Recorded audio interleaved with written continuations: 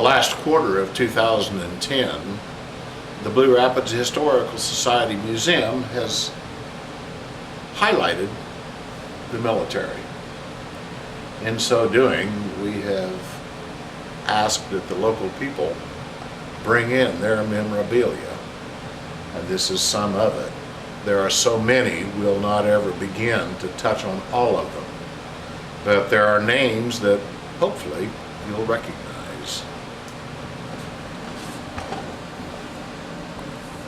These names you may not, but this is typical of the displays. This is a photograph of the Grand Army of the Republic veterans taken approximately 20 years after the Civil War was over. There are names in here that are familiar to locals.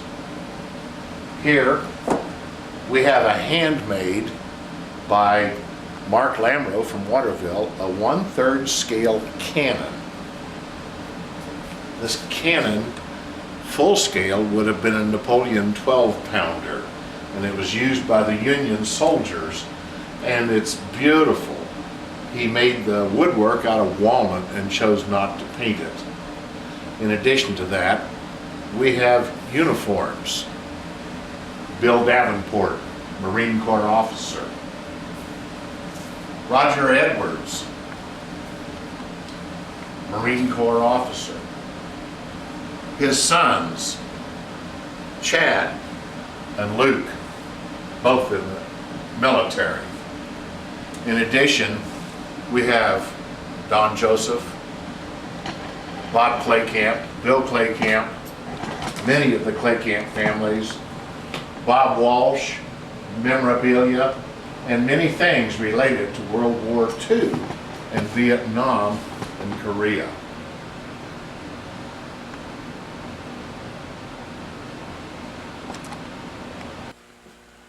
During World War II, the local Merrill brothers, of which there were 7, all were involved in the military.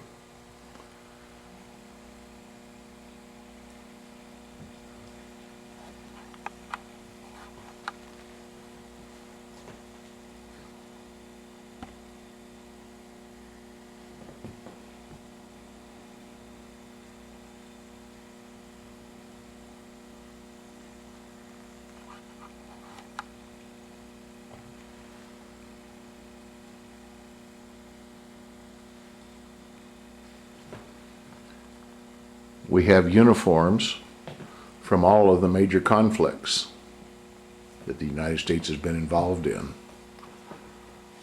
This particular uniform was worn by Esther Musil. Esther Musil was a dietitian for the government until such time as the government decided that these folks in that position should be in the military. Thus, she was issued this uniform. Bob Walsh, one of our local men, injured during World War II, brought back many memorabilia, photographs, uniforms, and other things that would make us want to think about what our military folks went through.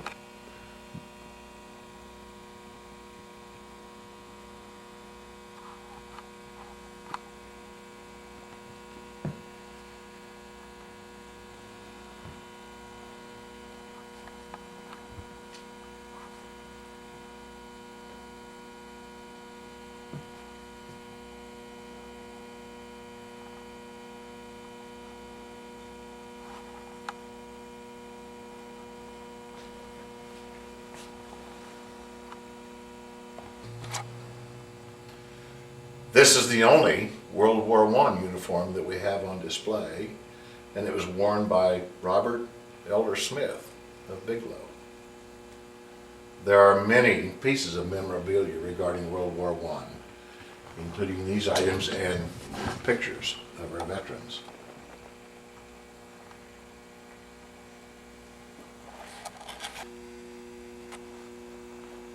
This is the uniform of Mr. Ed Brechtel, and many of us will recognize that name, and he was proud to wear this on Veterans Day every year.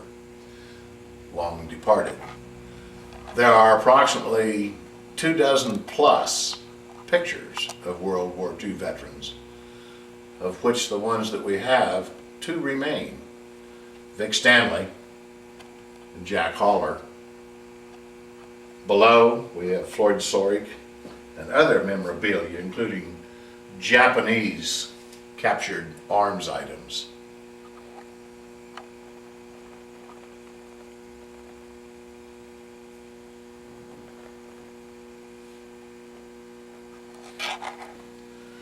This is a photograph of the Fred Claycant family.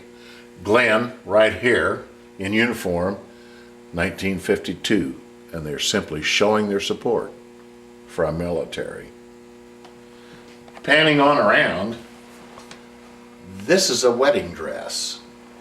When Conrad Menzel was wanting to marry Janice Demmermuth in 1946, it was difficult to gain material with which to make a wedding dress. And the bride's mother, or sister, I guess it was the sister, made this dress from a parachute that Conrad had sent home. And she had great difficulty because the parachute, being made up of many small pieces, the problem was to work around the seams, and it was difficult to find fabric so that a single panel could be made into a large one to add fullness to the skirt. Moving on, letters from home, photographs of our military men, John Marcy, Don Ubben, graduating class from Great Lakes Naval Training Center, Instrument Man instruction book. This display case shows the uniform of Harry Johnson, who was in the Navy, and 15 years later was able to visit where the Battle of Corregidor took place. Notice that Harry's uniform is a custom made, generally done in Japan. And as the uniforms are further on display, we move down to a display that features Robert Gallup. Bob Gallup was wounded, and I'm going to read the note that was sent home to his parents. This is dated April 25th, 1945. Dear folks, I am at an aid station hospital over here. I don't want you to worry because I am in good shape now. I got hit by a shell and had to have my right leg off between the knee and hip. The doctors say I am coming along okay and that I will be back to the States before long.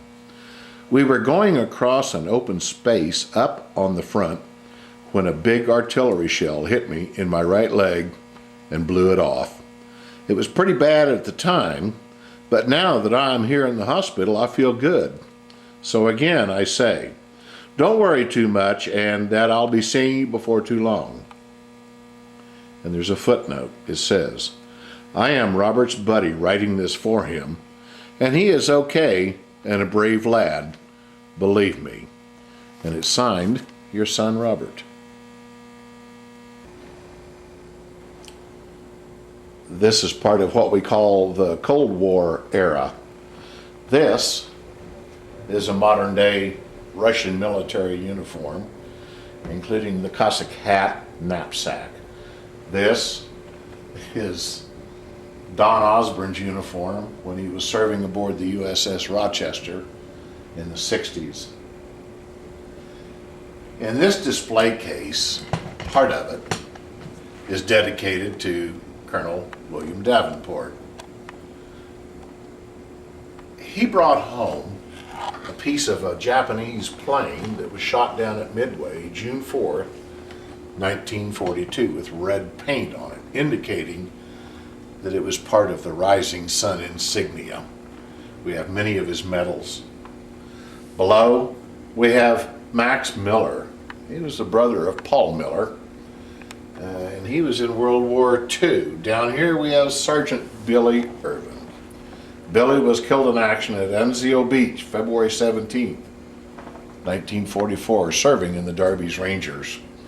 His Purple Heart, part of his medals and memorabilia. This too is a uniform of a Major William Davenport.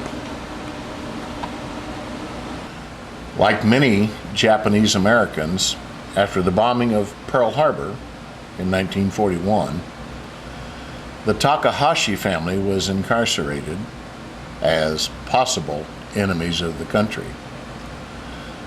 They were in Poston Camp, Arizona, and while there they took an arts class and learned to carve and paint exotic birds. After the war, they went on to make a living out of doing this for over 40 years. They're very delicate, and they include at least 10 coats of lacquer. They're beautiful, and they produced approximately 10 birds a day. This is a picture of Michael Breeding with his mother, Blondie. Michael was a military fighter pilot during Vietnam. His name is on the Vietnam Memorial Wall. While on a mission, he disappeared into a cloud and was never seen again.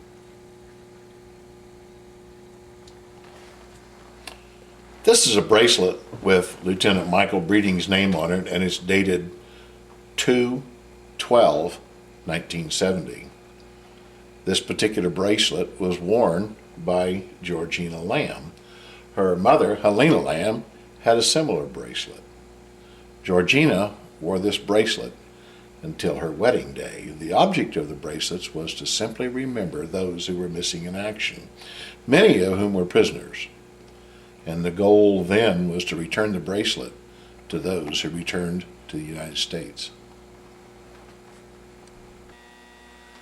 The plaque with the data from the Vietnam War was ordered by the Veterans of Foreign Wars, of which they have one for World War I, World War II, the Korean conflict, and Vietnam, all of which are very interesting. During Vietnam, which is a very popular era, if you will, for those because we have so many of them living now, we have Lyle Baker, Lyle and Darrell Brooks, Dean Ginshirk, Ken Bolson, Dennis Ball, Danny Petter, Larry Claycamp, and Ken Coggins, among a few. John Brown, Blue Rapids High School graduate. This is the uniform of Ken Bolson. And below, we have a display that involves John Novak, who is currently the mayor. This is one of the most exciting displays that I think the Historical Society has put on in this museum. It has brought in many, many people. We didn't begin to cover it. The details are far too numerous. If you got to see it, what a wonderful experience. If you didn't, I'm sorry, but I hope this fills in some of the gaps. Thank you.